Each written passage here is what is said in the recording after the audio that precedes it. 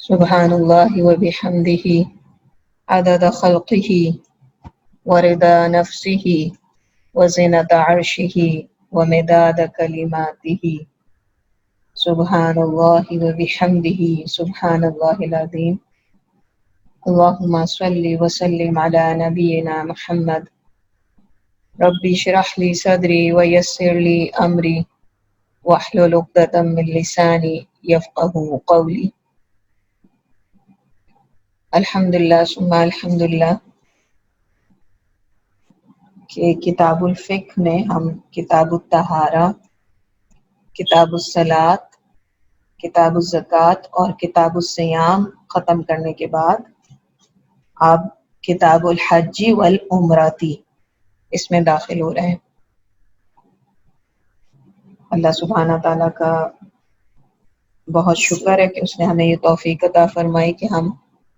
اب تک جو اسلام کے 3 ارکان ہیں اس کے بارے میں طہارہ سمیت علم حاصل کرنے کی کوشش کر رہے ہیں اور کر چکے ہیں الحمدللہ۔ جس حد تک ہماری استطاعت تھی اللہ سبحانہ تعالیٰ ہماری غلطیوں کو معاف فرمائیں۔ جو غلطیاں مجھ سے ہوئیں اللہ سبحانہ تعالیٰ آپ سب کی اصلاح فرما دیں اور میری اصلاح بھی فرمائیں، آمین۔ آج ہم انشاءاللہ تعالیٰ کتاب الحج والعمرۃ، چوتھا یا کہنا چاہیے کہ 5واں رکن جو اسلام کا ہے وہ شروع کرنے جا رہے ہیں انشاءاللہ۔ پہلے آپ کے سامنے عربک عبارت اور اس کا ترجمہ رکھ دیتی ہوں اور پھر انشاءاللہ تعالی ہم اس کی تشریح احادیث اور آیات کی روشنی میں سمجھنے کی کوشش کریں گے باذن اللہ تعالی۔ کتاب الحج والعمرۃ، کتاب الحج اور عمرہ یا بیان حج اور عمرے کا۔ یجب الحج والعمرۃ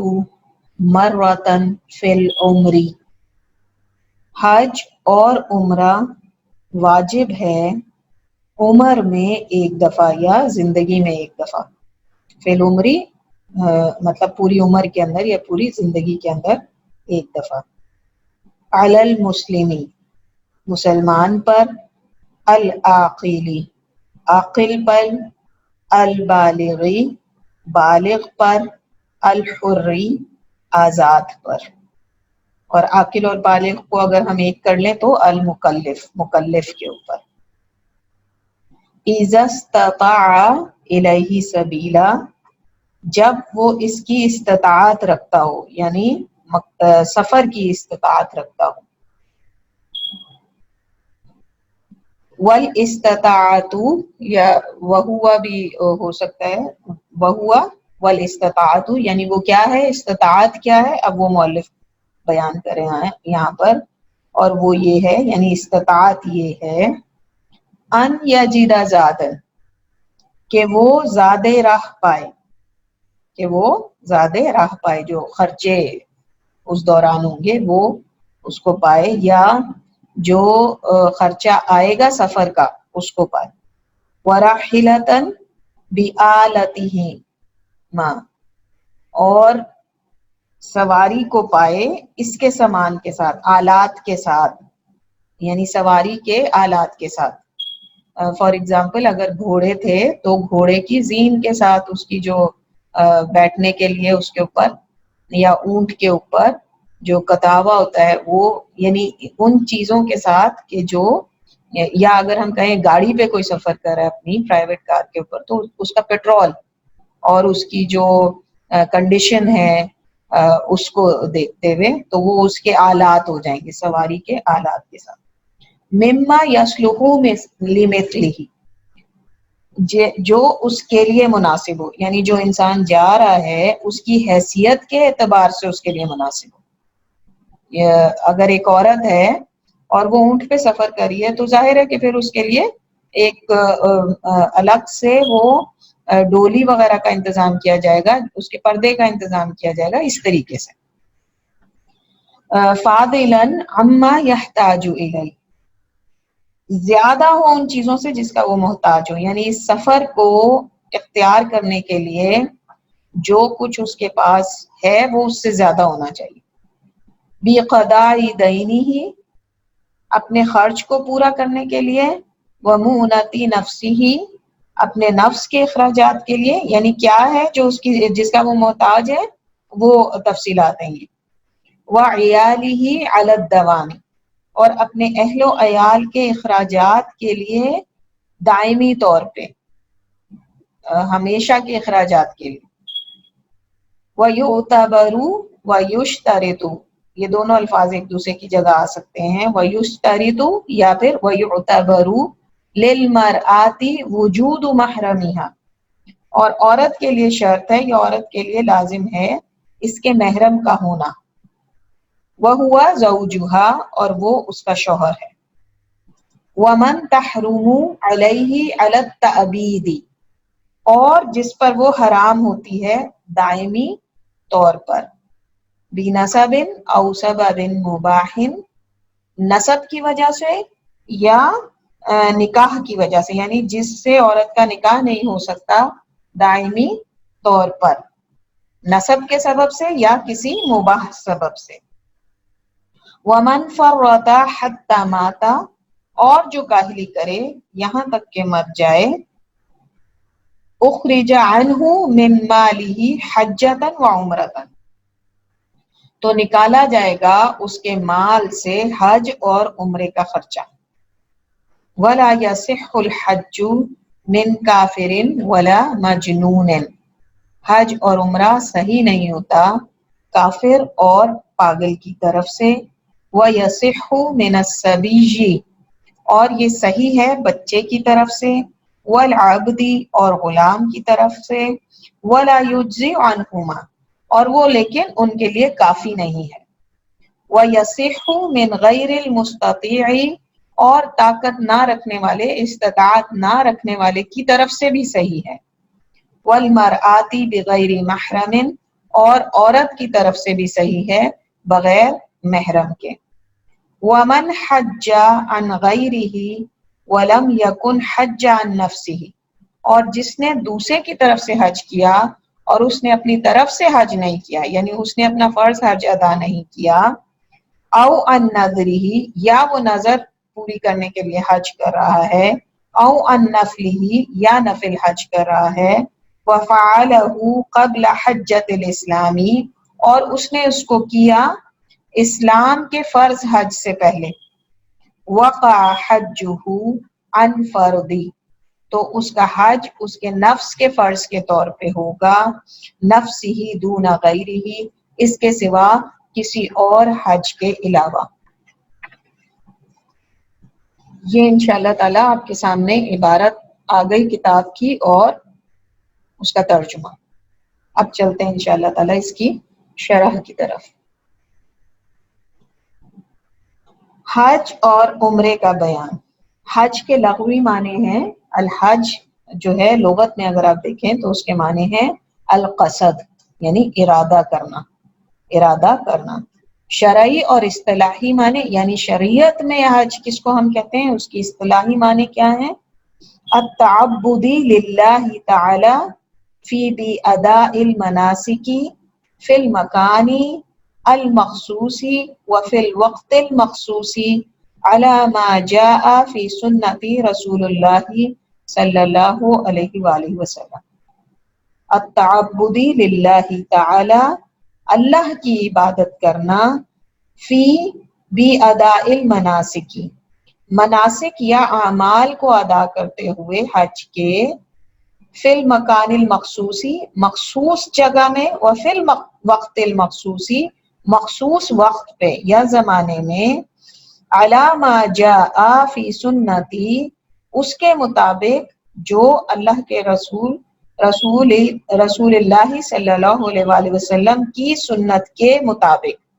جو آیا ہے نبی اکرم صلی اللہ علیہ وآلہ وسلم کی سنت میں یا نبی اکرم صلی اللہ علیہ وآلہ وسلم کی سنت کے مطابق. تو اگر ایک ہی عبارت اس کی ہم کہیں تو اللہ کی عبادت کرنا مناسک حج ادا کرتے ہوئے مخصوص جگہ میں مخصوص زمانے میں رسول اللہ صلی اللہ علیہ وآلہ وسلم کی سنت کے مطابق. عمرے کے لغوی معنی ہے العمرۃ لغتاً الزیارہ، حج کے ہیں قصد اور عمرے کے ہیں زیارہ یعنی زیارت کرنا، جبکہ عمرے کے شرعی معنی شریعت میں اسلام میں کیا کہتے ہیں، عمرہ کیا ہے، التعبد للہ تعالی بالطواف بالبیت وبالصفا والمروۃ والحلق او التقصیر، التعبد للہ تعالی بالطواف بالبیت، اللہ کی عبادت کرنا اللہ کے گھر کا طواف کرتے ہوئے، اللہ کی عبادت کرنا اللہ کے گھر کا طواف کرتے ہوئے، وبالصفا والمروۃ اور سعی کرنا صفا اور مروہ کی، والحلق اور اپنے بالوں کا حلق کرانا یعنی پوری طریقے سے بال اتروا دینا، او التقصیری یا بالوں کو کم کرنا، یا حلق کریں پورا یا کم کریں، تو یہ ہے عمرے کی تعریف شرعی لحاظ سے۔ حج ہم سب جانتے ہیں کہ بہت ہی اہم عبادت ہے، یہ اسلام کے 5 ارکان میں سے اور یہ رکن ہے، یہ رکن ہے۔ بہت ساری چیزیں جو واجب ہیں فرض ہیں اسلام کے اندر، لیکن ان میں فرق یہ ہے کہ بعض چیزیں فرض اور واجب ہیں، اور اس سے یعنی فرض اور واجب تو ہیں ہی ہیں، لیکن فرض اور واجب کے بھی اعلیٰ ترین درجے کے اوپر ہیں، بہت بلند درجے پہ ہیں، اور ان کو ہم ارکان کہتے ہیں، ان کو ہم ارکان کہتے ہیں۔ اور یہ ارکان جو ہیں یہ وہ ہیں کہ ان کی اہمیت کا اندازہ ہم اس بات سے لگا سکتے ہیں کہ اس کے بغیر انسان کا، مسلمان کا اسلام قائم نہیں رہتا۔ اگر یہ 5 چیزیں نہیں ہیں، یہ ارکان نہیں ہیں، اور باقی ساری چیزیں فالو ہو رہی ہیں اسلام کی، تو انسان کا اسلام قائم نہیں ہے۔ تو حج جو ہے یہ فرض اور واجب کے اس درجے پہ ہے جس کو ہم ارکان کہتے ہیں۔ یہ فرض ہے، کیوں؟ کیونکہ اللہ سبحانہ تعالیٰ نے فرمایا وَلِلَّهِ عَلَى النَّاسِ، لوگوں کے اوپر ہے، فرض ہے لوگوں کے اوپر، حج البیت من استطاع، اللہ کے گھر کا قصد کرنا جس کے اوپر استطاعت ہو چکی ہو، الیہ سبیلا، سفر کی، ومن کفر، اور پھر جس نے کفر کیا، فإن اللہ غنی عن العالمین، تو اللہ سبحانہ تعالیٰ غنی ہے، اس کی طرف سے اللہ سبحانہ تعالیٰ کو یعنی بے نیاز ہے اللہ سبحانہ تعالیٰ سے انسان کی طرف سے، یعنی اللہ سبحانہ تعالیٰ کی طرف پھر اس کا کوئی حق نہیں۔ یہ جو الفاظ ہیں علی الناس تو اور ومن کفر، یہ دلیل ہے اس بات کی کہ قرآن جو ہے وہ حج کی فرضیت پہ دلالت کرتے ہیں۔ یہ الفاظ، یہ وہ انداز تخاطب ہے اللہ سبحانہ تعالیٰ کا، اور اللہ نے جو صیغے، جو الفاظ استعمال کیے ہیں وہ فرض کے اوپر، حج کی فرضیت کے اوپر دلیل ہے، دلالت کرتے ہیں۔ اسی طرح مشہور حدیث ہے بخاری اور مسلم کی، قال رسول اللہ صلی اللہ علیہ وآلہ وسلم بنی الاسلام علی 5، اسلام کی بنیاد، اسلام کی فاؤنڈیشن، لوگ جو ہیں اس کو اور بھی بہت ساری چیزیں کہہ رہے ہوتے ہیں، لیکن بنیاد سے مراد ہے فاؤنڈیشن اس کی، یعنی اسلام قائم ہے ان کے اوپر۔ اسلام کے ستون اکثر لوگ کہہ رہے ہوتے ہیں، ستون نہیں ہے، ستون تو بنیاد کے اوپر عمارت کو کھڑا کرنے کے لیے کیے جاتے ہیں، یہ بنیاد ہے، یعنی ستونوں سے نیچے پہلے جو فرش سے نیچے ہوتا ہے، اگر فرش سے نیچے کی بنیادیں نہیں ہوں گی تو عمارت اس کے اوپر کھڑی ہی نہیں ہو سکتی۔ تو 5 بنیادیں ہیں اسلام کی، 5 بنیادیں ہیں، شہادتی اللہ الہ الا اللہ وان محمد رسول اللہ۔ سب سے پہلی کیا ہے؟ شہادت دینا کہ اللہ کے سوا کوئی الہ نہیں اور محمد صلی اللہ علیہ وآلہ وسلم اللہ کے رسول ہیں۔ وَإِقَامِ الصَّلَاةِ، اس کے بعد صلاۃ کا قائم کرنا، وَإِيتَاءِ الزَّكَاةِ، زکوٰۃ کا ادا کرنا، وَالْحَجِّ، اور قصد کرنا اللہ کے گھر کا حج کرنا، وَصَوْمِ رمضان، اور رمضان کے روزے رکھنا۔ تو یہ بخاری اور مسلم کی متفقن علیہ حدیث ہے کہ اس کے مطابق یہ 5 بنیادیں ہیں اسلام کی. تو اسی لیے ہم اس کو ارکان کہتے ہیں، کیونکہ اس کے بغیر اسلام کی بنیاد کھڑی ہی نہیں ہو سکتی. تو یہ 5 چیزیں، تو اس آیت اور حدیث کی بنیاد پر امت کا اس بات پر اجماع ہے کہ حج اور عمرہ واجب ہے. اسی طریقے سے حضرت علی رضی اللہ سے ایک حدیث ملتی ہے کہ نبی اکرم صلی اللہ علیہ وسلم نے فرمایا، جس کے پاس سفر حج کا ضروری سامان ہو اور اس کو سواری میسر ہو، جو بیت اللہ تک اس کو پہنچا سکے اور پھر وہ حج نہ کرے، تو کوئی فرق نہیں کہ وہ یہودی ہو کر مرے یا نصرانی ہو کر. یہ اس لیے کہ اللہ تعالیٰ کا ارشاد ہے کہ اللہ کے لیے بیت اللہ کا حج فرض ہے ان لوگوں پر جو اس تک جانے کی استطاعت رکھتے ہیں. تو اللہ کے رسول صلی اللہ علیہ وسلم نے اس آیت کی جو تشریح میں جو بات بتائی، وہ بھی ایک حدیث کے ذریعے جو حضرت علی سے روایت ہوئی ہے کہ اللہ نے جب یہ کہہ دیا کہ جس کو بیت اللہ کا حج کرنے کی استطاعت ہو جائے پھر وہ نہ جائے، تو نبی اکرم صلی اللہ علیہ وسلم اس کی جو شرح کرتے ہیں وہ اس طرح کہ پھر وہ اسی طرح ہے جیسے یہودی اور نصرانی، کیونکہ وہ حج نہیں کیا کرتے تھے. حالانکہ حج ہر شریعت میں حج اور عمرہ جو ہے وہ تھا. جبھی تو حضرت ابراہیم کو اللہ سبحانہ تعالیٰ نے اپنا گھر جب تعمیر کرنے کا حکم دیا تو کیا حکم دیا تھا ساتھ کے، اس کو جو ہے تعمیر کرو لوگوں کے لیے کہ حج اور عمرے کے لیے وہ آئیں.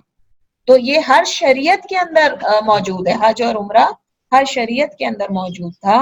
لیکن نصرانی، عیسائی اور یہودیوں نے اس کو موقوف کیا ہوا تھا، انہوں نے اپنے اوپر سے ساقط کر دیا تھا اس کو. تو اللہ سبحانہ تعالیٰ کے نبی صلی اللہ علیہ وسلم ایسے شخص کے لیے پھر یہ بات بتاتے ہیں کہ جس شخص نے اس کے باوجود کہ اس کو استطاعت ہو چکی تھی پھر اگر وہ نہیں حج اور عمرہ کرتا تو اس کی حالت ان یہودیوں اور نصرانیوں جیسی ہے کہ جنہوں نے اپنے اوپر سے ایک شریعت کے حکم کو خود ہی ساقط کر دیا. تو اللہ سبحانہ تعالیٰ ہم سب کو ایمان کے اس کم درجے سے محفوظ فرمائے، آمین یا رب العالمین. پھر اسی یعنی یہ بات تو واضح ہو گئی کہ اس پہ اجماع ہے پوری امت کا کہ حج اور عمرہ واجب ہے. حج کا واجب ہونا اس پہ تو کسی کا کوئی اختلاف نہیں. البتہ عمرے کے وجوب میں اہل علم نے یہ اختلاف کیا ہے کہ کیا عمرہ بھی اسی طرح واجب ہے جیسے حج واجب ہے. یعنی حج تو رکن ہے تو کیا عمرہ بھی رکن ہے. تو بس یہ تھوڑا سا فرق ہے جو اس اختلاف کے اندر پایا جاتا ہے، کیونکہ جو لوگ کہتے ہیں کہ عمرہ بھی اسی طرح سے واجب ہے، وہ کہتے ہیں اللہ سبحانہ تعالیٰ نے قرآن میں فرمایا ہے وَأَتِمُّ الْحَجَّ وَالْعُمْرَةَ لِلَّهِ، حج اور عمرے کو اللہ تعالیٰ کے لیے پورا کرو، یہ حکم ہے. تو بظاہر اس سے یہی بات معلوم ہوتی ہے کہ عمرہ اور حج دونوں واجب ہیں. لیکن یہ دلیل مکمل طور پہ واضح نہیں ہے، کیونکہ کسی چیز کو مکمل کرنا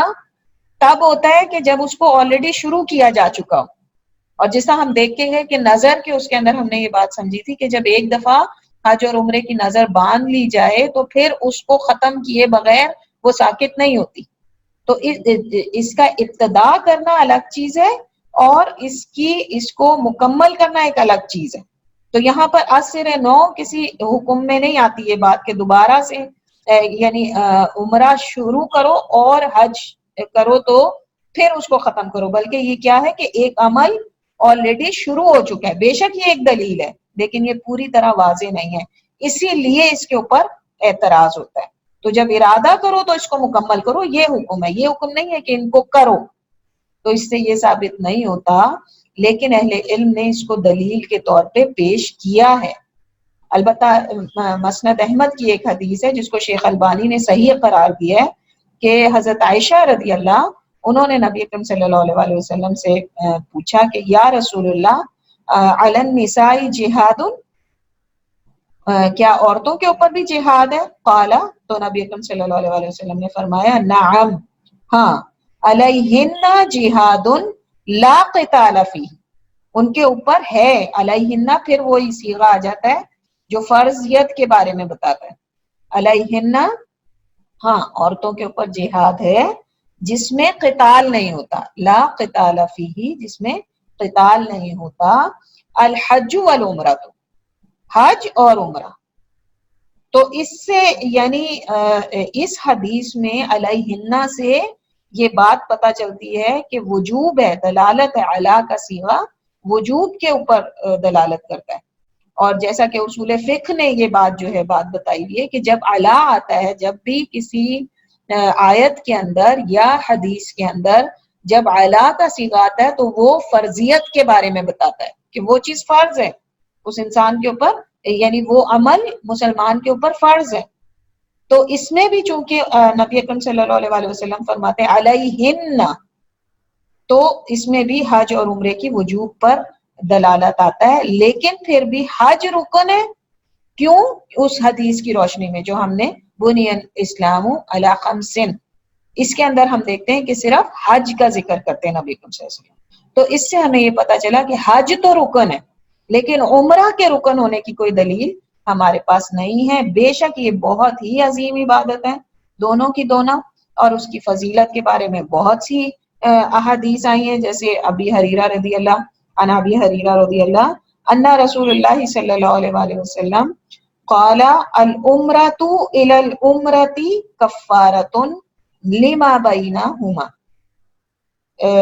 حضرت ابو ہریرہ سے روایت ہے کہ فرماتے ہیں کہ نبی اکرم صلی اللہ علیہ وسلم نے فرمایا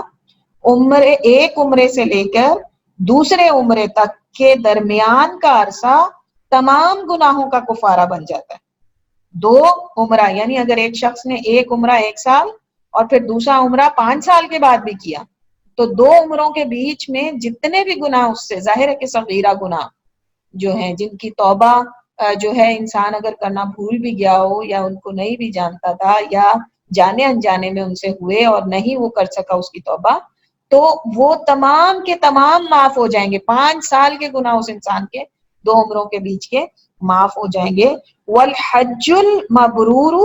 لیس له جزاء الا الجنہ، متفق علیہ ہے یہ حدیث۔ اور حج مبرور کی جزا سوائے جنت کے کچھ نہیں۔ اور حج مبرور کے لیے کیا پتہ چلتا ہے کہ کیا ہے حج مبرور؟ وہ ایک اور حدیث میں حضرت ابو ہریرہ ہی سے ہے، وہ بھی سمعت رسول اللہ صلی اللہ علیہ وآلہ وسلم یقول، میں نے سنا نبی اکرم صلی اللہ علیہ وآلہ وسلم کو کہتے ہوئے، من حج فلم یرفث ولم یفسق رجع کیوم ولدتہ امہ، جس نے حج کیا اور اس نے کوئی رفث کہتے ہیں شہوت کی باتیں نہیں کی، یعنی اپنی بیوی سے شہوت کی نہ تو باتیں کی، نہ ہی کوئی شہوت کا کام کیا، کوئی بھی عمل ایسا نہیں کیا جو رفث میں آتا ہو، تو اور نہ ہی فسق یعنی کوئی گناہ کیا، کسی بھی قسم کا کوئی فسق، کوئی بھی وہ چیز جو گناہ میں آتی ہے چھوٹی یا بڑی وہ نہیں کی، نہ ہی اس نے رفث کیا نہ ہی گناہ کیا، تو وہ ایسے لوٹتا ہے جیسے وہ ابھی ابھی اپنی ماں کے پیٹ سے پیدا ہوا۔ یہ ہے وہ حج مبرور کی کنڈیشن۔ تو حج اور عمرہ واجب ہے، لیکن دونوں کے وجوب میں رکن کا فرق ہے۔ عمرہ واجب ہے لیکن رکن نہیں ہے، یہ حج جو ہے یہ واجب ہے عمر میں 1 دفعہ، یا کہا جا سکتا ہے کہ دونوں حج اور عمرہ اگر کسی کی استطاعت ہو جائے تو زندگی میں 1 دفعہ واجب ہے، حج بھی اور عمرہ بھی۔ فار ایگزامپل اگر کوئی انسان جو ہے وہ عمرے کی استطاعت رکھتا ہے، ابھی اس کے پاس حج کی استطاعت نہیں ہوئی، تو اس کو چاہیے کہ عمرہ کر لے، حج کے وہ کرنے کی اس میں نہ بیٹھا رہے۔ اللہ سبحانہ تعالیٰ نے چاہا تو اس کی توفیق بھی دے دیں گے، لیکن عمرے کی استطاعت ہو گئی اور حج کے انتظار میں بیٹھا رہا، یہ بھی درست نہیں ہے۔ جیسے ہی عمرے کی استطاعت ہو جائے تو عمرے کے لیے اس کو چلے جانا چاہیے۔ تو سبق کی شرح میں جو پہلی بات ہم نے سمجھی وہ یہ کہ حج اور عمرہ واجب ہے، لیکن عمرہ جو ہے وہ رکن نہیں ہے، جبکہ حج جو ہے وہ رکن ہے، اور یہ عمر میں صرف 1 دفعہ، پوری زندگی میں صرف 1 دفعہ واجب ہے۔ حج کی فرضیت کس سن میں ہوئی، اس کے بارے میں اہل علم کا اختلاف پایا جاتا ہے۔ راجح قول یہ ہے کہ یہ سن 9 ہجری میں فرض ہوا، اور اس سال اللہ کے رسول صلی اللہ علیہ وسلم خود نہیں گئے تھے حج کے لیے، بلکہ انہوں نے حضرت ابو بکر صدیق رضی اللہ کو حج کا امیر بنا کر بھیجا تھا، تاکہ وہ علماء کرام جو وجہ بتاتے ہیں وہ یہ کہ اس سال حج میں مشرکین کے طریقے بھی شامل تھے ابھی، اور اللہ کے رسول چاہتے تھے کہ ان طریقوں کو مکمل طور پہ حضرت ابو بکر صدیق جائیں اور جا کے، اور جس طرح پھر حضرت علی بھی بعد میں جا کے انہوں نے کچھ اور جو حج کی آئی تھی انسٹرکشنز وہ جا کے بتائیں، تو اس کے ذریعے سے پھر جو حج کی اندر مشرکین کے طریقے تھے وہ مکمل طور پہ سن 9 ہجری کے حج میں ان کو بیان کر دیے گئے تھے کہ یہ آئندہ سے نہیں ہوں گے، اور جو ہے سن 10 ہجری کے اندر پھر نبی اکرم صلی اللہ علیہ وآلہ وسلم نے خود اپنی امامت کے اندر جو ہے صحابہ کو حج کرایا اور خود حج کیا، اور یہ واحد حج ہے جو کہ حج وداع کے طور پہ بھی جانا جاتا ہے، اور عظیم الشان جو خطبہ جو ہے اللہ کے رسول صلی اللہ علیہ وسلم نے مسلمانوں کے لیے ایک چارٹر پورا جو ہے وہ دے دیا تھا اسلام کا، وہ بھی اسی واحد حج کے اندر آپ صلی اللہ علیہ وآلہ وسلم نے دیا تھا۔ تو آپ صلی اللہ علیہ وسلم نے جو حج کیا پھر وہ مکمل طور پہ اسلامی طریقے سے کیا تھا، تو پتہ یہ چلا کہ جو حج کی فرضیت ہے وہ سن 9 ہجری میں ہی ہو گئی تھی، لیکن اللہ کے رسول صلی اللہ علیہ وآلہ وسلم نے جو حج ادا کیا وہ 10 ہجری میں کیا، اور اس کے کچھ مہینوں کے بعد آپ صلی اللہ علیہ وآلہ وسلم کا انتقال ہو گیا تھا۔ تو یہ بھی کچھ علماء کرام کہتے ہیں کہ یہ بھی ایک یعنی اللہ تعالیٰ کی طرف سے اشارہ ہے مسلمان کے لیے کہ اس کا اسلام حج پہ مکمل ہوتا ہے، شہادت سے شروع ہو کے اس کا اسلام کا جو ثبوت ہے کمپلیٹ ہونے کا وہ حج کے اوپر ہوتا ہے، جبکہ اس کے پاس استطاعت ہو، ظاہر سی بات ہے۔ تو انسان کے لیے عمر میں ایک دفعہ یہ کرنا فرض ہے، اس کی دلیل ایک حدیث ہے، الحج مرۃ فمن زیادہ فہوا تطوع، حج ایک دفعہ ہے اور جو اس سے زیادہ کرے وہ تطوع ہے، یعنی نفلی ہے۔ تو صحیح مسلم میں بھی اس کی تائید ہوتی ہے کہ نبی اکرم صلی اللہ علیہ وآلہ وسلم نے ایک دفعہ کہا کہ حج فرض ہے، تو ایک صحیح لمبی حدیث ہے پوری، لیکن اس کا یعنی جو ہمارے سے ریلیٹڈ وہ ہے وہ حصہ میں آپ کے سامنے رکھ رہی ہوں کہ حج فرض ہے۔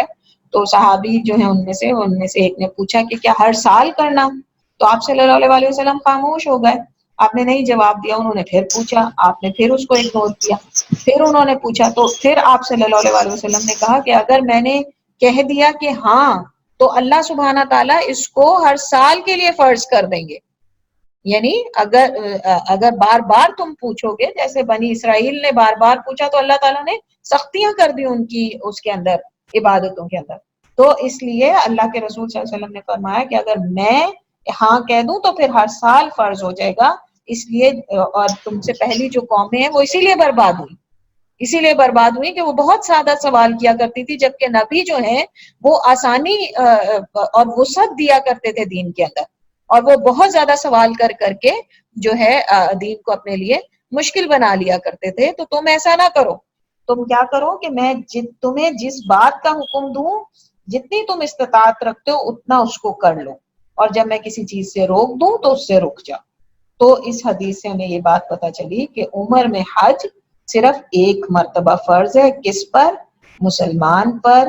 عاقل پر، بالغ پر یعنی مکلف کے اوپر، اور آزاد کے اوپر، ان میں سے جو بھی استطاعت رکھے پھر، یعنی یہ ساری شرائط جب پوری ہو جائیں تو پھر استطاعت کی شرط آتی ہے اس کے اوپر۔ حج کے یا ہم اس کو اگر ان 5 شروط کو ون بائی ون دیکھیں تو اولن یعنی 5 شروط ہیں حج کی۔ اول مسلمان ہوں، کیونکہ ہم یہ بات اچھی طرح جانتے ہیں کہ کافر کا کوئی عمل قبول نہیں ہوتا، لیکن اس سے وہ عمل ساقط بھی نہیں ہوتا، یہ نہیں ہے کہ اس پر سے وہ عمل یعنی اللہ اس سے اس عمل کے بارے میں حساب نہیں لیں گے، اس سے اس عمل کا حساب ہوگا اس کے عذاب کے طور پہ، اور اس کے عذاب میں اس کی سزا میں اضافہ ہو جائے گا اگر وہ اسی حالت میں مرا۔ دوسری چیز ہے عاقل ہو، اور وہی حدیث کہ نبی اکرم صلی اللہ علیہ وآلہ وسلم نے فرمایا 3 اشخاص ایسے ہیں جن پر سے قلم اٹھا لیا گیا ہے، یعنی ان پر کوئی گناہ نہیں لکھا جاتا، پہلا سویا ہوا یہاں تک کہ وہ جاگ جائے، دوسرا بچہ یہاں تک کہ وہ بالغ ہو جائے، تیسرا پاگل یہاں تک کہ وہ عقل مند ہو جائے. تو اس لیے عقل نہیں ہے تو اس کے اوپر فرض بھی نہیں ہے، اور اس کو پتہ ہی نہیں ہے کہ وہ یہ جو عمل کرنے جا رہا ہے وہ اس کی کیا وجہ ہے، یا اس کے اوپر کیوں یہ وہ کیا گیا، نہ وہ نیت کر سکتا ہے. ثالثاً بالغ ہو، اور بلاغت کی بھی ہم 3 شرطیں پڑھ کے جا چکے ہیں کہ بلاغت یا بلاغت میں کہہ رہی بلوغت، سوری بلاغت اور بلوغت کو میں نے مکس اپ کر دیا. بلاغت ہوتی ہے جو تقریر اچھی کر سکتے ہیں، بلوغت ہے بالغ ہو جانا. ایک پہلی اس کی نشانی ہے کہ انسان 15 سال کا ہو گیا ہو، چاہے اس کے زیر ناف بال اگے ہوں یا نہ اگے ہوں، چاہے اسے منی ہوئی ہو یا نہ آتی ہو، چاہے اس کو عورت ہے تو اس کو حیض آتا ہو یا نہ آتا ہو، اگر عمر 15 سال ہو گئی تو وہ بالغ ہی شمار ہوگا. ورنہ بلوغت کی جو دوسری قسم ہے وہ یہ کہ 15 سال کے علاوہ زیر ناف بال آ چکے ہوں، پرائیویٹ پارٹس پہ بال آ چکے ہوں، منی نکلنا شروع کی ہو، احتلام ہوتا ہو، اور اسی طریقے سے عورت کے لیے چوتھی شرط یہ کہ اس کو حیض آنا شروع ہو گیا. تو یہ بالغ ہونے کی نشانیاں ہیں یہ 4. چوتھی جو شرط ہے حج کے لیے وہ ہے کہ وہ آزاد ہو، کیونکہ جو غلام ہے اس کے مالک کا اس پر پہلا حق ہے.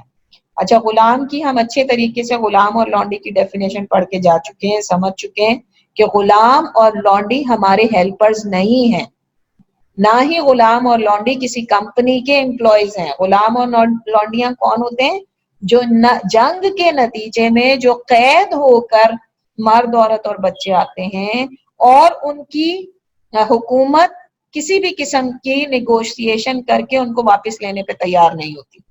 اور اسلامی حکومت مجبور ہو جاتی ہے ان کو اپنے معاشرے کا حصہ بنانے کے لیے، پھر وہ ان کو ان سپاہیوں ان فوجیوں کو دے دیتی ہے جنہوں نے اس جنگ کے اندر حصہ لیا ہوا ہوتا ہے. تو یہ لونڈی اور غلام ہوتے ہیں. اس کے علاوہ یہ جو میڈز ہیں یا ہماری جو ہیلپرز ہیں یا جن کو ہم ہائر کرتے ہیں یا جن کے ہم پورے سال کے پیسے دے کے اپنے ملکوں سے یہاں پر لا کے ان سے کام کرواتے ہیں، وہ لونڈی یا غلام کے زمرے میں نہیں آتے. یہ ایک بہت بڑی غلط فہمی ہے جس کی وجہ سے بہت سارے لوگوں نے زنا کا ارتکاب کیا، بہت سارے لوگوں نے جو ہے زنا کا ارتکاب کیا، اور ظاہر ہے کہ یہ ایک حرام کام. تو بہرحال لونڈی اور غلام کے اوپر اس کا پہلا حق ہے. اب لوگ سوال کرتے ہیں کہ آج کل تو یہ نہیں ہو سکتا، تو اس کا کیا مطلب ہے کہ ہم اس شروط کو نکال دیں بیچ میں سے؟ آج کل نہیں ہو سکتا تو کیا ہے؟ کیا ہمیں ایسی احادیث نہیں ملتی کہ جس کے مطابق پوری دنیا تباہ ہو جائے گی؟ اور کیا ہمیں یہ بات نہیں پتہ چلتی کہ پھر دوبارہ ایسا وقت آئے گا کہ جب انسان جو ہے وہ اس کے اوپر ایسا وقت آ سکتا ہے کہ جب وہ دوبارہ سے لونڈی غلام اور گھوڑوں اور اونٹوں اور اس زمانے کے اندر چلا جائے؟ تو قرآن کے اور اس شریعت کے تمام احکامات قیامت تک کے لیے ویلڈ ہیں، اور ان احکامات کو بظاہر اگر وہ اس زمانے پہ اپلائی نہیں ہوتے تو بھی نکالا اس لیے نہیں جائے گا کہ جب وہ زمانہ آئے تو انسان کو اپنی شریعت کا احکامات کا معلوم ہونا چاہیے. تو لونڈی اور غلام اگر کبھی فیوچر میں کبھی یہ معاملہ پیش آئے گا تو یہ احکامات ان کے اوپر اس طرح سے جاری ہوں گے. تو چوتھا جو ہے حج کے لیے وہ یہ کہ آزاد ہو. لونڈی اور غلام پہ پہلا حق اس کے مالک کا ہوتا ہے اور کوئی چیز اس کے اوپر پھر واجب نہیں ہوتی. پھر اسی طریقے سے پانچواں ہے سفر کے اخراجات ہو، یعنی اس کے پاس استطاعت ہو. استطاعت کی کچھ شرائط ہیں، کچھ عام شرائط ہیں ہر ایک کے لیے اور کچھ خاص شرائط ہیں جو یعنی عام کا مطلب ہے عورتوں اور مردوں سب کے لیے ان چیزوں کا ہونا ضروری ہے تبھی استطاعت آئے گی. اور خاص جو ہے وہ اس کا مطلب ہے کہ کچھ شرائط عورتوں کے لیے ہیں، صرف وہ شرائط صرف عورتوں کے لیے. تو مؤلف رحمۃ اللہ علیہ نے استطاعت بھی بیان کی ہے. وہ کہتے ہیں وَهُوَ أَنْ يَجِدَ زَادًا أَوْ رَحْلَةً بِآلَتِهَا مِمَّا يَصْلُحُ لِمِثْلِهِ. تو وہ کیا کہتے ہیں کہ ایسی سواری، یعنی ایسی سواری جو ایک تو یہ کہ زیادہ راہ ہو اور پھر سواری ہو جو اس کے لحاظ سے، اس کے سٹیٹس کے لحاظ سے متوسط طبقے سے ہے یا غریب ہے یا امیر ہے. تو وہ کہتے ہیں کہ اسی لحاظ اگر ایک متوسط طبقے کا ہے اور وہ جو ہے وہ کوئی بس وغیرہ کے ذریعے سے دوسرے قافلے کے ساتھ مل کے سفر پہ نکلتا ہے تو اس کے لیے اس کا سارا سامان ہونا چاہیے. کوئی غریب ہے تو اس کے لیے یعنی اگر وہ کسی گھوڑے پہ یا اس کے اوپر جاتا ہے یا اس کا کوئی خرچ اٹھا لیتا ہے تو وہ خرچ پورا ہونا چاہیے. اسی طریقے سے کوئی امیر ہے تو اس کے لیے اس کی سواری یعنی جہاز کا خرچ ہو, رستے کا خرچ ہو, وہاں جا کے ہوٹل کا خرچ ہو, یہ سارا کچھ اس کے پاس موجود ہونا چاہیے. تو وہ کہتے ہیں کہ یہ جو انہوں نے کہا نا یسلوہ لمثلہ, یہ جو انہوں نے کہا کہ اس کے مطابق ہو, یعنی امیر کے پاس اگر غریب جیسا اس سے پتہ چلتا ہے کہ اگر کوئی امیر انسان ہے اور اس کے پاس غریب انسان کے جتنا خرچ اگر جمع ہو جاتا ہے تو وہ حج پہ نہ جائے. تو اس لحاظ سے ہم دیکھتے ہیں کہ یہ شرط صحیح نہیں ہے, ایسی کوئی شرط صحیح نہیں ہے, بلکہ جب بھی وہ اس قابل ہو جائے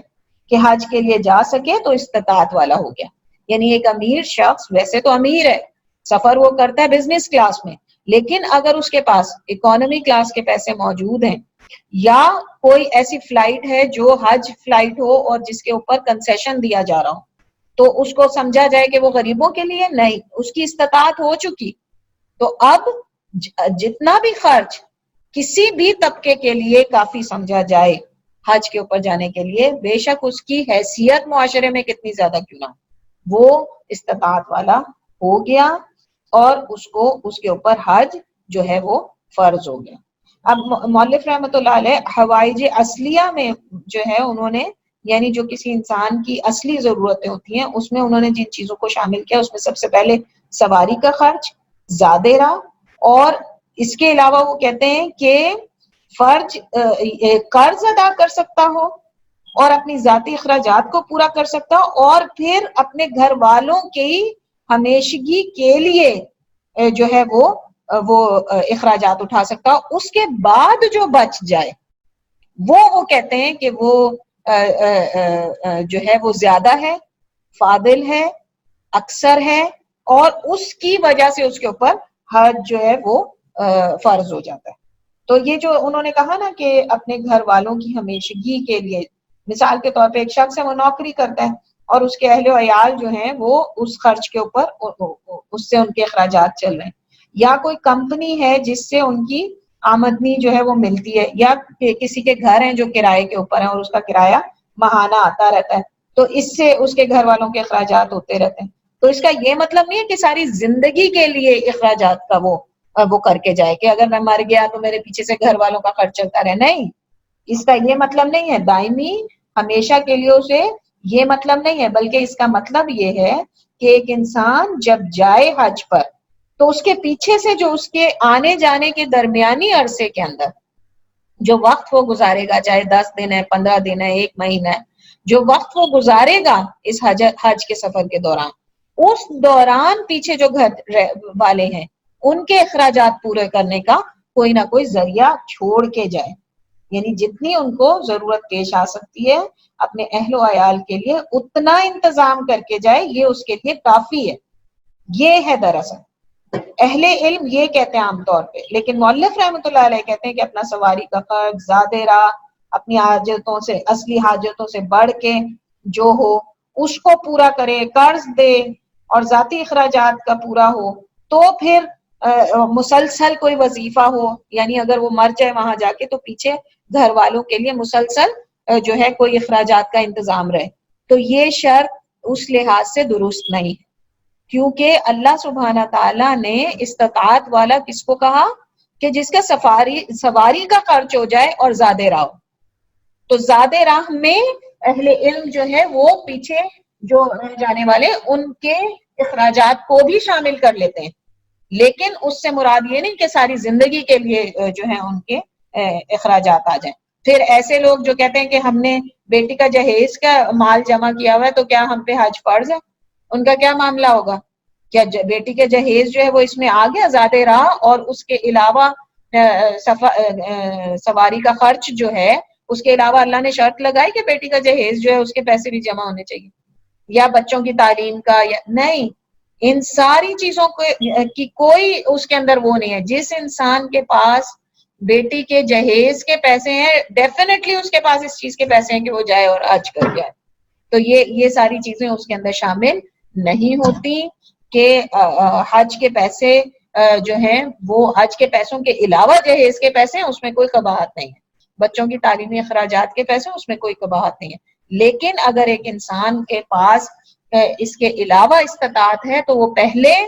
بیٹی کی شادی کو نہیں فوقیت دے گا، وہ پہلے اپنے حج کو فوقیت دے گا، کیونکہ اس کے اوپر استطاعت کے مطابق حج جو ہے وہ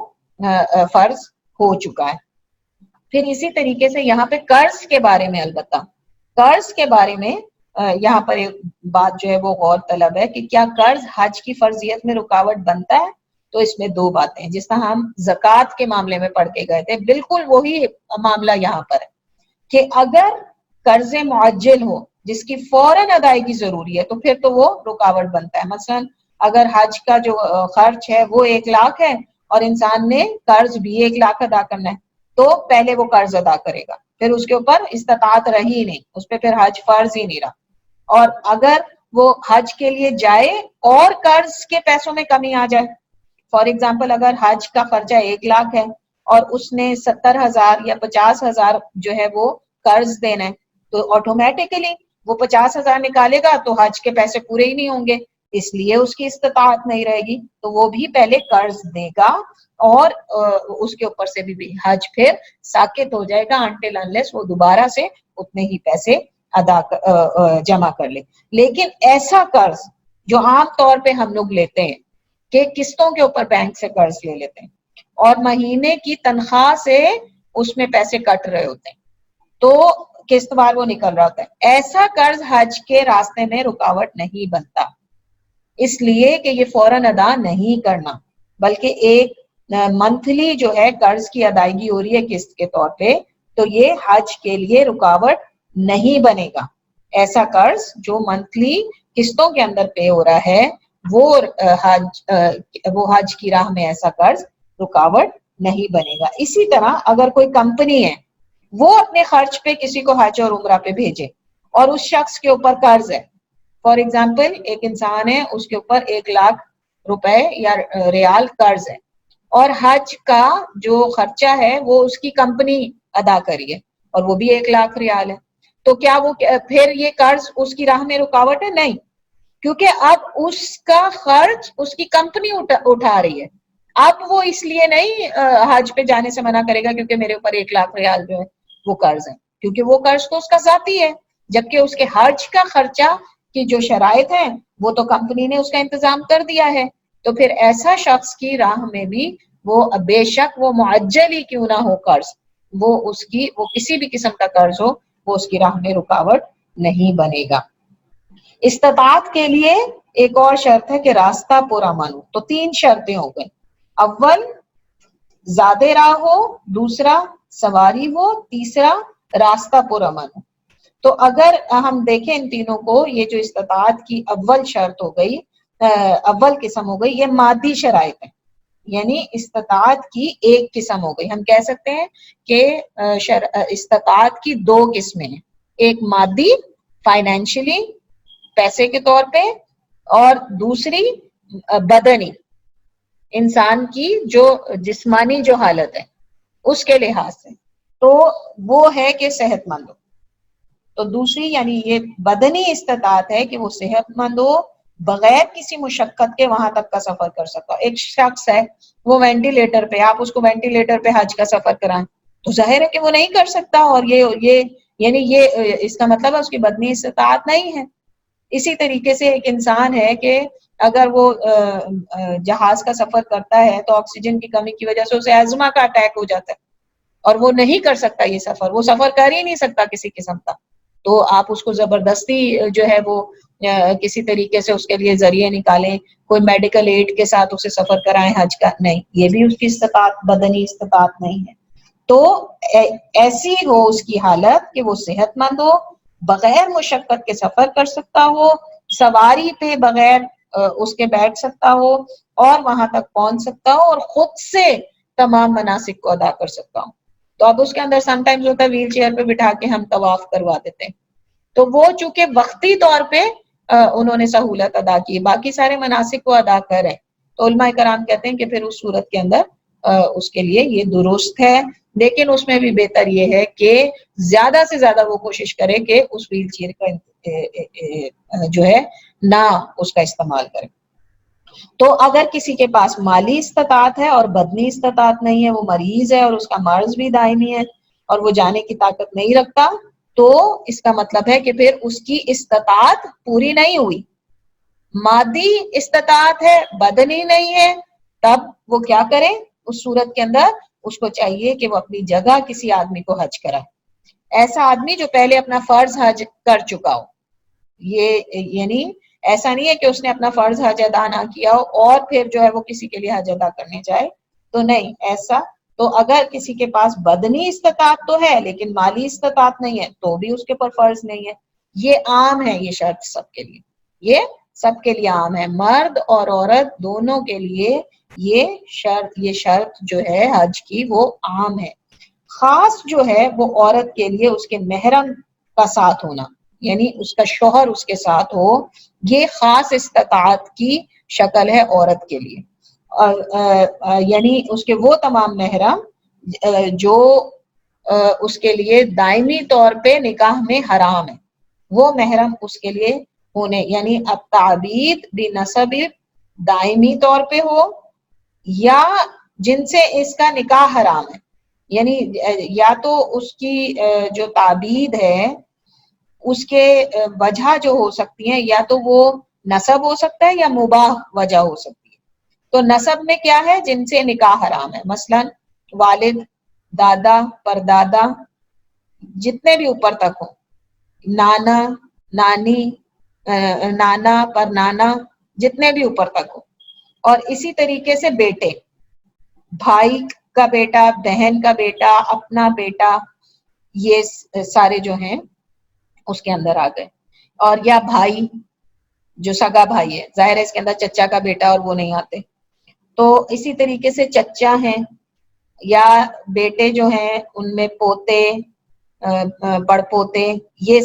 سب وہ رشتے ہیں جن سے کبھی بھی نکاح نہیں ہو سکتا۔ تو یہ نسب کی وجہ سے تعبید ہو گئی، ان کی نسب کی وجہ سے ان کی تعبید ہو گئی، یہ حلال ہو گئے رشتے۔ اسی طریقے سے ماموں ہیں، ماموں بھی اسی کے اندر، یہ 7 رشتے ہیں جو آتے ہیں۔ کون سے ہو گئے 7 رشتے؟ والد، بھائی، چچا، بیٹا، بھانجا، بھتیجا اور ماموں۔ اب ان کے اندر جو ہے والد جو ہے اوپر تک اور بیٹے یا بیٹے نیچے تک، یعنی پوتے پر پوتے تک۔ تو یہ 7 رشتے ہیں جو نسب کی وجہ سے عورت پہ ان کا نکاح حرام ہے ہمیشہ کے لیے۔ اسی طریقے سے مباح وجہ ہو سکتی ہے جس کی وجہ سے نکاح کسی سے ہمیشہ کے لیے حرام ہو سکتا ہے، وہ ہے رضاعت یا پھر محاصرت، یعنی نکاح یا نکاح کی وجہ سے یا رضاعت کی وجہ سے بھی رشتے جو ہیں وہ ہمیشہ کے لیے حرام ہو سکتے ہیں، جیسے رضائی والد، رضائی بھائی، چچا، ماموں، بیٹے، بھانجے، بھتیجے، یہ بھی 7 رشتے ہیں۔ تو یہ 7 رشتے بھی نسب کی بنا پہ حرام ہوتے ہیں، اسی طرح یہ رضاعت کی بنا پہ بھی حرام ہو جاتے ہیں۔ اگر کسی عورت نے کسی کو دودھ پلایا تو اس بچے کے لیے یہ 7 رشتے سگے رشتوں کی طرح ہو گئے، اور اسی طریقے سے جس نے دودھ پیا اس کے لیے یہ رشتے سگے رشتوں کی طرح ہو گئے۔ تو ان کے اوپر، اس عورت کے اوپر یہ تمام رضائی رشتے حرام ہو گئے نکاح کے لیے۔ اسی طریقے سے محاصرت یعنی نکاح کی بنیاد پہ جو رشتے حرام ہوتے ہیں نکاح کے لیے، وہ ہیں سسر اور داماد۔ سسر اور داماد، لیکن سسر کے بھائی وہ ان میں نہیں شامل ہوتے، اسی طریقے سے داماد کے بھائی وہ بھی اس کے اندر شامل نہیں ہوتے، نہ ہی داماد کا باپ اس کے اندر، یعنی سمدھی جو ہیں وہ بھی نہیں، اسی طریقے سے سسرالی، چچا، ماموں، یہ بھی ان کے اندر شامل نہیں ہوتے۔ یہ صرف سسر اور داماد تک ہے۔ یہ وہ ہے کہ اگر خدا نخواستہ طلاق ہو جائے یا وفات ہو جائے تو ان کا اپنی بہو کے ساتھ سسر کا کسی حال میں نکاح نہیں ہو سکتا، اسی طرح اپنی ساس کے ساتھ داماد کا کسی حال میں نکاح نہیں ہو سکتا۔ تو یہ بھی رشتے جو ہیں وہ ہیں جو الگ تعبید ہیں، ان کے اوپر سب کے اوپر نکاح حرام ہے عورت کا، اس وجہ سے وہ ان سب کے ساتھ جو ہے بطور محرم کے حج کے لیے جا سکتی ہے۔ ان کے اندر جو وقتی طور پہ حرام ہے وہ رشتے شامل نہیں ہوتے. جس طرح کے بہنوئی یا پھپھا. پھپھا آپ کو پتا ہے کہ اللہ کے رسول صلی اللہ علیہ وسلم نے 2 بہنوں کے ساتھ ایک مرد کے نکاح کو حرام قرار دیا ہے, اور اس کے اندر 2 بہنوں یعنی جس طرح سالی ہے اور اسی طریقے سے جس طرح پھپھی اور بھتیجی, خالہ اور بھانجی اور 2 بہنیں, یہ تینوں جو ہیں کیٹیگریز, اس کے اندر ایک ہی وقت میں ایک مرد دونوں سے نکاح نہیں کر سکتا. اگر پھپھی نکاح میں ہے تو بھتیجی کو نکاح میں نہیں لیا جا سکتا, اگر خالہ نکاح میں ہے تو بھانجی کو نکاح میں نہیں لیا جا سکتا, اگر ایک بہن نکاح میں ہے تو دوسری بہن کو نکاح میں نہیں لیا جا سکتا. تو یہ وقتی طور پہ محرم رشتے ہیں, لیکن یہ اس حرمت پہ دلالت نہیں کرتے کہ ان کے ساتھ اکیلے جو ہے حج پہ جایا جا سکے. یعنی کوئی عورت اگر صرف اپنے پھپھا کے ساتھ جانا چاہے حج پہ, صرف بہنوئی کے ساتھ جانا چاہے, یا صرف اپنے ان کے ساتھ خالو کے ساتھ جانا چاہے, تو وہ حج پہ نہیں جا سکتی. یہ رشتے اس کے لیے چونکہ وقتی حلال ہیں, اس وجہ سے جو ہے وہ ان میں شامل نہیں ہوتے کہ جن کے ساتھ وہ حج پہ جائے. پھر مؤلف رحمۃ اللہ علیہ ایک اور مسئلے کی طرف جاتے ہیں کہ جس نے اپنی کوتاہی کی وجہ سے حج نہیں کیا, مال تھا اس کے پاس ہر قسم کی استطاعت تھی, بدنی بھی تھی مالی بھی تھی, لیکن اپنی کاہلی کی وجہ سے, اپنی کوتاہی کی وجہ سے, اپنی سستی کی وجہ سے آج اچھا اگلے سال دیکھوں گا, اگلے سال دیکھوں گا, اچھا ابھی یہ ہے, ابھی وہ معاملہ ہو گیا, اب یہ معاملہ ہو گیا, لیکن استطاعت ہے ہر قسم کی اور وہ مر گیا, تو وہ کہتے ہیں کہ اس کے مال میں سے حج اور عمرے کا خرچ نکالا جائے گا. اور اس کی دلیل ہے بخاری اور مسلم کی وہ حدیث جو کہ عبداللہ بن عباس سے مروی ہے کہ رسول اکرم صلی اللہ علیہ وسلم سے ایک شخص نے پوچھا کہ میرے والد پر حج فرض ہو گیا تھا لیکن انہوں نے حج نہیں کیا, تو کیا میں ان کی طرف سے حج کروں؟ تو نبی اکرم صلی اللہ علیہ وسلم نے پوچھا کہ اگر ان پر کوئی قرض ہوتا تو کیا تم ان کی طرف سے ادا کرتے؟ تو اس شخص نے کہا کہ ہاں. تو آپ صلی اللہ علیہ وسلم نے فرمایا تو دین اللہ احق, اللہ کا حق, اللہ کا قرض سب سے زیادہ حق والا ہے. احق کو جیسا میں نے آپ کو کل بھی بتایا تھا کہ عدلو سب سے زیادہ کے صیغے میں آتا ہے, تو اللہ کا حق, اللہ کا قرض سب سے زیادہ حق والا ہے. تو یہ دلیل ہے کہ نبی اکرم صلی اللہ علیہ وسلم نے حکم دیا کہ تم ان کی طرف سے حج کرو, تو اس سے ثابت ہوتا ہے کہ اس پر حج فرض ہو گیا تھا, اس نے کوتاہی کی, اپنی زندگی میں حج کرنے نہیں گیا, حالانکہ وہ استطاعت رکھتا تھا, اس کے پاس سواری تھا, اس کے پاس خرچ تھا, زیادہ رہا تھا, اپنے اہل و عیال کے اخراجات تھے, صحت مند بھی تھا, ساری استطاعت تھی اس کے پاس, ساری باتیں موجود تھی, لیکن وہ نہیں گیا اور اس کا انتقال ہو گیا. تو اس کے مال میں سے حج کا خرچ نکال کر کسی کو روانہ کیا جائے گا. امیجیٹ فیملی ممبر کوئی جا سکتا ہے, بیٹا, بھائی, تو والد, بہت اچھا ہے, نہیں تو پھر کسی اور کو جو اپنا فرض حج ادا کر چکا ہو اس کو بھیجا جا سکتا ہے. البتہ اللہ سبحانہ تعالیٰ کی رحمت یہ ہے کہ جب وہ شخص حج کرے گا اسے تو ثواب ملے گا ہی ملے گا, مرنے والے کو بھی اس کے حج کا ثواب ملے گا, مرنے والے کو بھی اس کے حج کا ثواب ملے گا باذن اللہ تعالی انشاءاللہ تعالی. تو پھر اسی طریقے سے اس کے بعد مؤلف رحمۃ اللہ علیہ کہتے ہیں کہ کافر کی طرف سے اور مجنون کی طرف سے حج صحیح نہیں ہوتا. کافر کی طرف سے اس لیے صحیح نہیں ہوتا کہ ایمان نہیں ہے اس کے بعد, اور ہر نیک عمل کی قبولیت کی شرط ایمان ہے, بنیاد ایمان ہے. پاگل کی طرف سے اس لیے نہیں ہوتا کیونکہ اسے شعور ہی نہیں ہے, وہ نیت ہی نہیں کر سکتا. جب وہ نیت ہی نہیں کر سکتا کہ میں کس کام کے لیے جا رہا ہوں, اس کے لیے وہ ایک سفر ہی ہے, سب جا رہے ہیں میں بھی جا رہا ہوں ساتھ, تو اس لیے اس کی طرف سے بھی قبول نہیں ہوتا. اور حدیث وہی کہ جن 3 آدمیوں سے قلم اٹھا لیا گیا ان میں سے ایک پاگل بھی ہے یہاں تک کہ وہ سمجھنے لگے. لیکن بچے کی طرف سے حج صحیح ہے, اس پہ فرض تو نہیں ہوا, حج فرض نہیں ہوا ابھی اس کے اوپر, لیکن اگر اس نے کر لیا یعنی اس کو روکا نہیں جائے گا کہ تم بچے ہو تم حج کے لیے نہیں جاؤ, نہیں, اگر وہ حج کرتا ہے تو صحیح ہے. اور اگر بچہ سنے تمیز کو پہنچ چکا ہے یعنی 7 سال کا ہے تو اس سے نیت بھی کروائی جائے گی, احرام بھی اس کو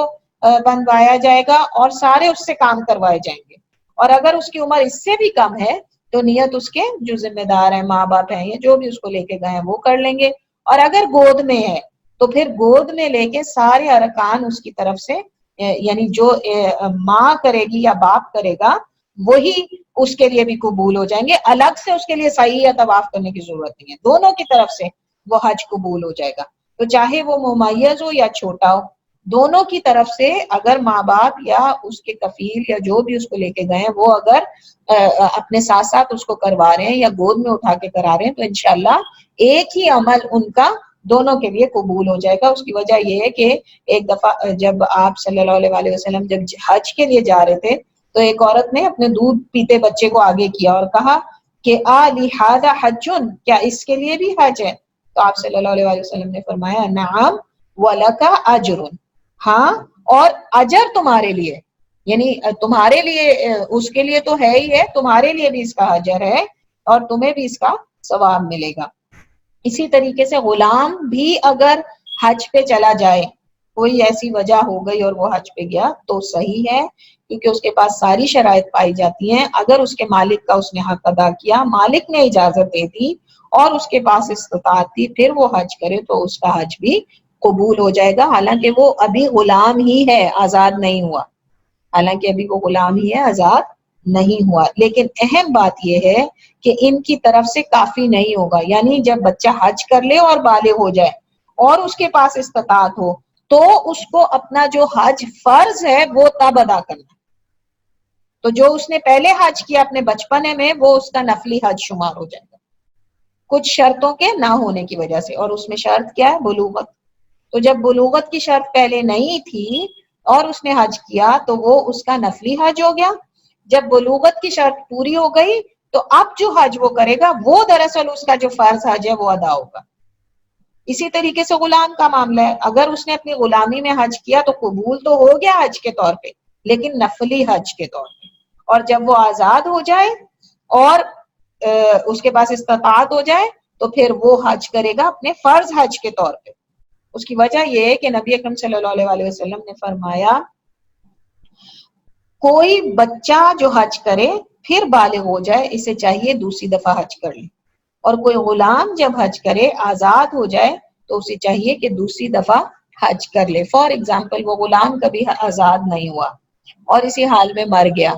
پھر اللہ سبحانہ تعالیٰ کی رحمت سے ہم یہ امید کرتے ہیں کہ اس کی چونکہ استطاعت ہی نہیں تھی، وہ کبھی آزاد ہی نہیں ہوا، لیکن اس کو زندگی میں ایک موقع ملا اور اس نے اپنے مالک کی اجازت سے کر لیا، تو پھر اللہ سبحانہ تعالیٰ چاہیں تو اس کو اس کے فرض کے طور پہ قبول فرما لیں، یا اللہ سبحانہ تعالیٰ کی رحمت سے ہم امید رکھتے ہیں۔ باقی جیسے ہی وہ آزاد ہوا اور اس کی استطاعت ہوئی تو فرض حج ابھی تک اس پہ فرض ہے،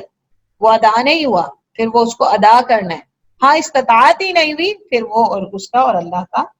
معاملہ ہے۔ استطاعت نہ رکھے، مولوی رحمۃ اللہ علیہ کہتے ہیں کہ استطاعت نہ رکھنے والے کی طرف سے بھی حج صحیح ہے، یعنی جو غریب ہے، فقیر ہے، محتاج ہے، اس کے پاس استطاعت نہیں ہے اور کوئی اس کو مدد کرتا ہے، وَتَعَاوَنُوا عَلَى الْبِرِّ وَالتَّقْوَىٰ، کہ نیکی اور تقویٰ کے کاموں میں تعاون کرو، کوئی دیکھتا ہے کہ دیکھو یہ غریب آدمی ہے اور میں اس کی مدد کر کے اس کو حج پہ بھیج سکتا ہوں، تو اگر اس نے ایسا کیا، بہت سارے لوگ ہیں جو فقراء اور مساکین کو حج کرواتے، تو انشاءاللہ اس کا حج قبول ہو جائے گا اس کے فرض حج کے طور پہ۔ یہاں پہ یہ فرق ہے، اس کے فرض حج ہی کے طور پہ قبول ہوگا۔ اسی طرح ایک بچہ ہے، وہ بچپن میں اس نے اپنے ماں باپ کے خرچ پہ حج کیا اور بڑا ہوا، بلوغت ہو گئی، اب اس پہ حج جو اس کا اپنا فرض حج ہے وہ فرض ہو گیا، اب بھی اس کی اپنی استطاعت نہیں ہے لیکن ماں باپ ہی اس کو حج کروا دیتے تو بھی انشاءاللہ تعالیٰ اس کے فرض حج کے طور پہ قبول ہو جائے گا، غیر مستطیع ہونے کے باوجود، لیکن چونکہ اس کے پاس حج کے تمام فرائض ادا کرنے کی تمام شروط پوری ہو گئی ہیں تو اب انشاءاللہ تعالیٰ اس کا یہ حج فرض کے حج کے طور پہ صحیح ہو جائے گا، قبول ہو جائے گا۔ پانچویں شرط جو ابھی ہے عورت کے لیے وہ صرف وہ یہ کہ عورت بغیر محرم کے اگر چلی گئی ہے اور اس نے جا کے حج کر لیا تو اس کا حج ہو جائے گا، اس کا حج کے طور پہ قبول ہو جائے گا، البتہ اس کو بغیر محرم کے سفر کرنے کا گناہ ہو جائے گا،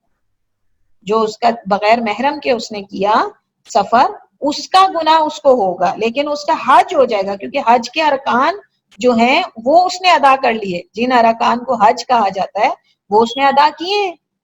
اس کی شروط میں سے ایک شرط جو ہے وہ چونکہ اس روشنی کے اندر، اس حدیث کی روشنی میں علماء کرام نے لگائی ہے کہ کوئی بھی عورت جو آخرت کے دن پہ ایمان رکھتی ہے اس کے لیے جائز نہیں کہ وہ سفر کرے بغیر محرم کے. تو اس حدیث کو مد نظر رکھتے ہوئے علماء کرام نے یہ 5ویں شرط رکھی ہے. یہ قیاس کی بنا پہ علماء نے لگائی ہے، اس وجہ سے جو ہے اس شرط کے نہ اگر مکمل ہو یہ شرط تو اس لیے حج ہو جائے گا اس عورت کا، البتہ اس شرط کو پورا نہ کرنے کی وجہ سے وہ گناہ گار ہو. جواز جو ہے وہ بھی صرف جو علماء کرام رکھتے ہیں وہ صرف فرض حج کے لیے رکھتے ہیں، نفلی حج کے لیے نہیں. کیونکہ جس طرح ہم دیکھتے ہیں کہ مالکیہ اور شافیہ وہ اس بات کے قائل ہیں کہ اگر 2 عورتیں یا اس کے ساتھ زیادہ عورتوں کی ایک جماعت جاتی ہے تو اس کا حج صحیح ہو جائے گا، کیونکہ وہ امن میں ہوگی. عورت کے ساتھ محرم کی جو شرط ہے سفر کرنے کے لیے وہ اسی وجہ سے ہے نا کہ فتنے کا اندیشہ ہوتا ہے. اگر وہ اکیلی جائے گی تو اس کے ساتھ فتنے کا اندیشہ ہے، راستے کی رکاوٹیں ہیں، راستے میں مشکلیں ہیں، نامحرموں کے ساتھ تعلق ہے، نامحرموں کے ساتھ اس کے ہونے والے جو اگر وہ سفر کرتی ہے جہاز میں جا رہی ہے نامحرم کے ساتھ سیٹ اس کو ملتی، یہ سارے فتنے ہیں. تو ان فتنوں کی وجہ سے محرم کا جو ہے وہ شرط ہے سفر کے اندر. تو اگر اس نے یہ شرط پوری نہیں کی تو یہ بھی صرف فرض حج کے لیے، تو وہ مالکیہ اور شافعی کہتے ہیں کہ اس کا حج ہو جائے گا. وہ اس چیز کے قائل ہیں کہ جب فتنے کا اندیشہ نہیں رہا تو پھر چاہے وہ 2 عورتیں سفر کر رہی ہوں جو ایک دوسرے کو محفوظ کریں گی. ہاں اگر ایسی نعوذ باللہ استغفر اللہ اس قسم کی دوستیں ہیں جو خود بھی فتنے والی ہیں اور فتنہ ہی برپا کرنے کی طرف توجہ دلانے والی ہیں، ان کے لیے یہ کوئی بڑی بات ہی نہیں ہے کہ نامحرموں کے ساتھ جو ہے گپ شپ بھی ہو رہی ہے، سارا کچھ ہو رہا ہے، تو پھر ایک الگ معاملہ ہے. لیکن یہ کہ جو حج کی نیت سے 2 عورتیں اگر جاتی ہیں یا ایک گروپ ہے پورا جو عورتوں کی کا جو ہے حج کی نیت سے جا رہا ہے بغیر کسی میل محرم کے، تو مالکی اور شافیہ کے ہاں وہ جائز ہے، وہ جائز ہے. لیکن امام ابو حنیفہ اور امام احمد حنبل جو ہیں رحمہ اللہ وہ کہتے ہیں کہ عورت بغیر محرم کے سفر ہی نہیں کر سکتی، اسی حدیث کی روشنی میں جو بخاری اور مسلم کی صحیح حدیث ہے. اور یہ بالکل درست ہے کہ عورت کے لیے عام سفر حرام ہے. جو سفر 80 کلومیٹر سے زیادہ کا اگر عورت اکیلی کرے تو وہ بغیر محرم کے اس کے لیے جائز نہیں ہے، کیونکہ اللہ کے رسول نے کہا کہ اس کا ایمان اگر اللہ پہ اور آخرت پہ ہے تو اس کے لیے سفر جائز نہیں سوائے اس کے کہ وہ محرم کے ساتھ ہو. تو یہ جو وہ کہتے ہیں یہ صحیح حدیث کی روشنی میں امام ابو حنیفہ اور امام احمد حنبل کہتے ہیں کہ اگر حج کے لیے سفر کرنا ہے تو پھر یہ 5ویں شرط پوری ہونا لازمی ہے، ورنہ اس کا حج صحیح نہیں ہوتا. یہ ان 2 اسکول آف تھاٹ کے مطابق. اور زیادہ راجے جو قول ہے وہ بھی یہی ہے. اس کی وجہ یہ ہے کہ آج کل بہت ہی کم ایسے مواقع ہوں گے کہ جب عورت کو حج کے لیے سفر نہ کرنا پڑے، زیادہ تر جو ہے اس کو سفر کرنا پڑتا ہے. تو بیسیکلی اگر وہ چلی جاتی ہے سفر کر کے بغیر محرم کے، حج اس کا اس لیے ہو جائے گا کیونکہ حج کے ارکان پورے ہو گئے. یہ جو سفر کی شرط ہے یہ چونکہ سفر کی شرط اس نے پوری نہیں کی تو سفر میں محرم کے نہ ہونے کا اس کو گناہ ملے گا، اس کو گناہ ملے گا، لیکن اس کا حج ہو جائے گا. کوئی نافرمانی کرے جانتے بوجھتے تو پھر اللہ سبحانہ تعالیٰ اور اس کا معاملہ ہے. تو یہ مرجوح قول ہے کہ اگر عورت جو ہے وہ بغیر محرم کے سفر کرے حج کے لیے تو اس کا حج ہو جاتا ہے. لیکن چونکہ اس کے اندر اختلاف پایا جاتا ہے تو اس وجہ سے ہمیشہ انسان کو وہی کام کرنا چاہیے کہ جس کے اندر اختلافی مسئلے کی یعنی زیادہ سے زیادہ جو قریب ترین راجے کے ہو. تو بہتر یہ ہے کہ انسان عورت جو ہے وہ کوشش کر لے اور اس کو چاہیے یہ کہ جب وہ حج کا سفر کری ہو تو ضرور محرم اس کے ساتھ موجود ہونا چاہیے. اگر پھر بھی اس کے علاوہ چلی گئی، جس طرح فار ایگزامپل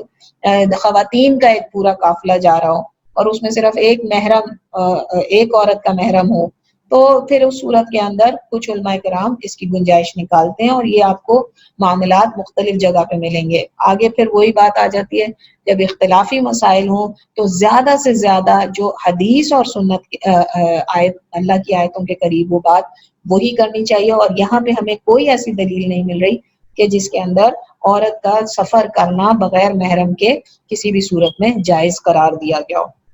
تو بہتر ہے کہ عورت سب سے بہترین جو راجح ترین جو بات ہے وہ یہی ہے کہ جب حج کا سفر ہو تو محرم کے ساتھ کرے. پھر اس کے بعد مؤلف رحمۃ اللہ علیہ جو آخری بات کرتے ہیں وہ یہ کہ آدمی نے اپنا حج یعنی امام یہ بھی ایک اختلافی ہی مسئلہ ہے کہ جب کسی دوسرے کی طرف سے اس نے حج کیا اور نظر کا حج یا اس نے نفلی حج کی نیت کی یا نظر کے حج کی نیت کی لیکن اس نے اسلام کا جو فرض حج ہے وہ ادا نہیں کیا ہوا تھا اور پھر وہ نکل گیا نظر کے حج کے لیے یا نفلی حج کے لیے یا کسی دوسرے کی طرف سے حج کے لیے تو اس کا حج واقع ہوگا لیکن اس کا فرض حج ہو جائے گا. دوسرے کی نہ نظر پوری ہوگی نہ نفل پورا ہوگا نہ ہی کسی دوسرے کی جگہ جو فرض حج کرنے گیا تھا وہ پورا ہو جائے گا. یہ بھی ایک اختلافی مسئلہ ہے. بعض ائمہ جس طرح امام شافعی اور ابو حنیفہ رحم اللہ اس بات کے قائل ہیں کہ اگر آدمی نے اپنا حج نہ بھی کیا ہو تو وہ اگر دوسرے کی طرف سے حج کرے گا تو قبول ہو جائے گا. لیکن امام مالک اور امام احمد حنبل کہتے ہیں رحمہم اللہ کہ اگر آدمی کا کسی کی طرف سے حج کرنے کے لیے اگر وہ جانا چاہتا ہے تو ضروری ہے کہ اس نے اپنا فرض حج پہلے ادا کیا ہو ورنہ وہ دوسرے کی طرف سے نہیں کر سکتا. یہ بھی راجح قول یہی ہے. اس کی دلیل یہ ہے ایک حدیث ہے جس کو بعض کہتے ہیں کہ مرفوع ہے بعض کہتے ہیں موقوف ہے یعنی صحابہ سے تو ثابت ہے لیکن نبی اکرم صلی اللہ علیہ وسلم تک اس کی سند نہیں گئی ہوئی لیکن شیخ البانی نے اسے صحیح قرار دیا ہے کہ رسول اللہ صلی اللہ علیہ وسلم نے ایک آدمی کو سنا وہ کہہ رہا تھا لبیک ان شبرما, میں شبرما کی طرف سے لبیک کہتا ہوں. تو اللہ کے رسول نے پوچھا شبرما کون ہے؟ اس نے کہا شبرما میرا کوئی دوست یا رشتہ دار ہے. تو آپ صلی اللہ علیہ وسلم نے اسے کہا حج عن نفسک ثم حج عن شبرما,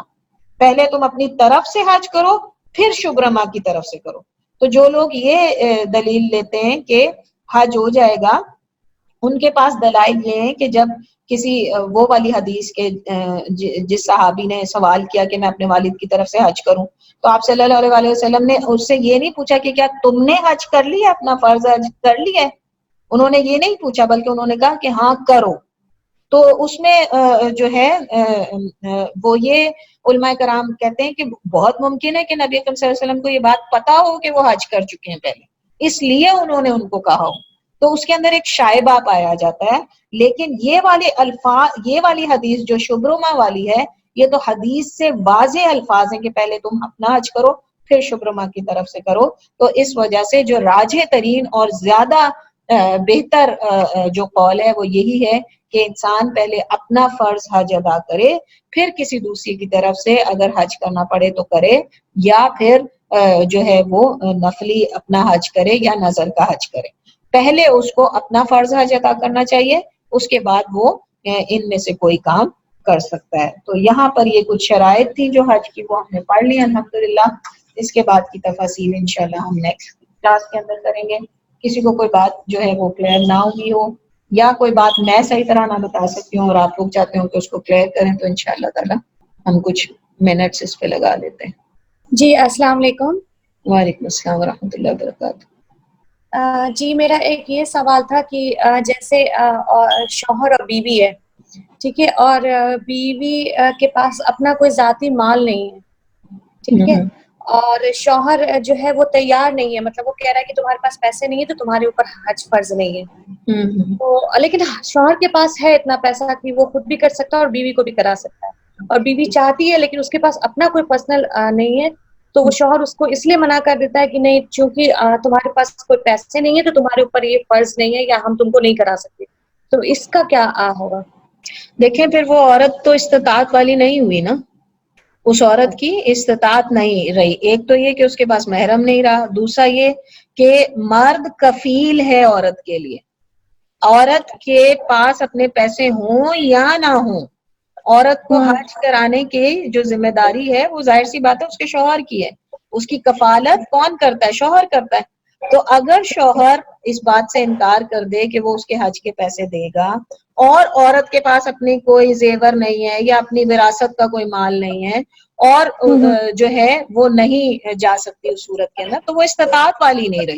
اور اگر شوہر اس باوجود اس کے کہ استطاعت ہے اپنا بھی حج نہیں کر رہا اور بیوی کو بھی حج نہیں کروا رہا، تو دونوں صورتوں کا دونوں کی ذمہ داری اس کے اوپر آئے گی، اللہ سبحانہ تعالیٰ اس کا حساب لیں گے، وہ دونوں کے لیے گناہ گار ہوگا۔ ہاں اگر ایک عورت ہے اس کی شوہر نے تو منع کر دیا اس کو اور اس کی استطاعت ہے اب مالی طور پہ بھی، اور فار ایگزامپل اس کا بھائی ہے، باپ ہے، وہ لے کر جا سکتا ہے ساتھ اور وہ اس کا خرچہ اٹھاتا ہے، تو اس صورت کے اندر ان احادیث اور آیات کی روشنی میں جس میں اللہ سبحانہ تعالیٰ فرماتے ہیں کہ جس کے پاس استطاعت ہے وہ حج، اس کے اوپر اللہ کا حج کرنا لازم ہو چکا ہے، تو اس دلیل کی روشنی میں علماء کرام کہتے ہیں کہ اس عورت کو پھر جو ہے وہ حج کے لیے چلے جانا چاہیے، کیونکہ اس کا محرم بھی موجود ہے اور اس کے پاس تمام شرائط پوری ہو رہی ہیں۔ اللہ عالم بالصواب۔ ٹھیک، جزاک اللہ خیر۔ ایک اور میں اسی سے ریلیٹڈ پوچھ لوں گی کہ اگر ایک کسی عورت کے پاس پیسے ہیں، ٹھیک ہے، اور اس کا ہسبینڈ نہیں جا رہا ہے ساتھ میں، لیکن وہ اجازت دے رہا ہے کہ ٹھیک ہے یو کین گو، اور وہ اپنے بیٹے کو کے ساتھ جانا چاہ رہی ہے، لیکن بیٹے کے پاس اتنا پیسہ نہیں ہے، تو وہ اپنے پیسے سے بیٹا اور اپنا دونوں کا کرا رہی ہے، تو یہ صحیح ہے نا؟ بالکل صحیح ہے انشاءاللہ تعالیٰ، اس میں تو کوئی مسئلہ ہی نہیں ہے نا، کیونکہ بیٹا غیر مستطیع ہے، وہ استطاعت والا نہیں ہے، لیکن اس کی وہ شرط اس کی ماں پوری کر رہی ہے، تو انشاءاللہ تعالیٰ اس میں کوئی مسئلہ نہیں ہے۔ ٹھیک ہے، اور یہ ہسبینڈ والے میں یہ تھا کہ ہسبینڈ کے اوپر یہ لازمی ہے کہ اگر وہ کفالت میں ہے، اس کی وائف اس کے ساتھ ہے، تو اس کے پاس ہے اتنے پیسے، تو اس کو لے جانا چاہیے اپنی وائف بالکل کو۔ یہ اس کے اوپر فرض ہے، کیونکہ بیوی اپنے شوہر کی کفالت میں ہے ہر لحاظ سے، اب وہ شوہر کہے جاؤ جا کے خود کما لو اور حج کر لو، تو کیسے یہ ممکن ہے کہ وہ یعنی یہ چیز اسلام میں تو اس چیز کی بالکل وہ نہیں، مردوں کو ایک درجہ زیادہ حاصل ہے اسی وجہ سے کہ وہ اسلام کی اشاعت بھی کرتے ہیں، اسلام کا جہاد بھی کرتے ہیں، قتال بھی کرتے ہیں، اس کے ساتھ ساتھ اپنے گھر والوں کی فائنینشیل ذمہ داری بھی اٹھاتے ہیں، تو یہ اس کے ٹھیک اوپر ہے، فرض ہے اپنی بیوی کو استطاعت ہونے کی صورت میں اپنی بیوی کی کفالت حج کے لیے اس کے اوپر فرض ہے۔ ٹھیک ہے، جزاک اللہ خیرا، بہت شکریہ۔ چلیں پھر انشاءاللہ تعالیٰ اگر کوئی اور سوال نہیں ہے تو ہم یہاں پہ ختم کرتے ہیں، اور اگر کوئی سوال پیدا ہو تو انشاءاللہ نیکسٹ کلاس میں بھی کیا جا سکتا ہے۔ سبحانک اللہم و بحمدک، اشہد ان لا الہ الا انت، استغفرک و اتوب الیک۔ ربنا تقبل منا انک انت السمیع العلیم وتب علینا انک انت التواب الرحیم، وصلی اللہ تعالی علی خیر خلقہ محمد وآلہ واصحابہ اجمعین برحمتک یا ارحم الراحمین۔ والسلام علیکم ورحمۃ اللہ وبرکاتہ۔